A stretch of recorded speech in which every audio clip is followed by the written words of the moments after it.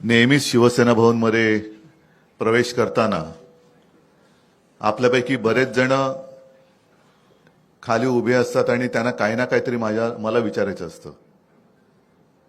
पण आज गाडीतून पाऊल बाहेर टाकल्यानंतर ते आत्तापर्यंत 20 वर्षानंतर राज शिवसेना भवनमध्ये येत आहेत, दोन भाऊ एकत्र येत आहेत. आपल्याला काय वाटतं, कसं पाहता आपण याच्याकडे? म्हटलं अरे येऊ तर दे, मग पाहतो ना. साहजिकच आहे, आनंद आहे.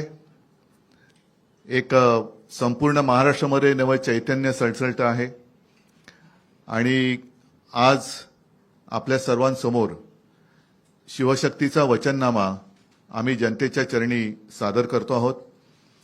या शिवशक्तीमध्ये शिवसेना आहे, महाराष्ट्र नवनिर्माण सेना आहे, शरद पवार साहेबांचा पक्ष जो त्यांचाच ओरिजिनल आहे, राष्ट्रवादी आहे, त्यांच्याकडनं विद्याताई आलेले आहेत आणि त्यांचे सुद्धा प्रतिनिधी. म्हणजे असं नका विचारू की राष्ट्रवादीकडनं कोण आलेले आहे की नाही, आलेले आहेत.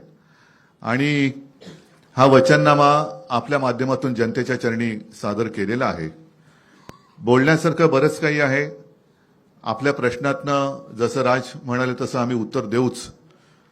पण एकूणच जी काही आता झुंडशाही, याला लोकशाही म्हणता येणार नाही.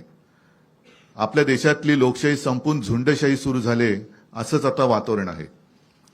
म्हणजे आम्ही त्यांची मतचोरी पकडली.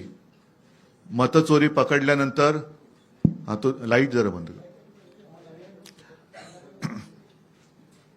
मतचोरी पकडल्यानंतर त्यांनी आता उमेदवारांची पळवापळवी सुरू केली. साम दाम दंड भेद, म्हणजे एवढे निगरगट्टा आणि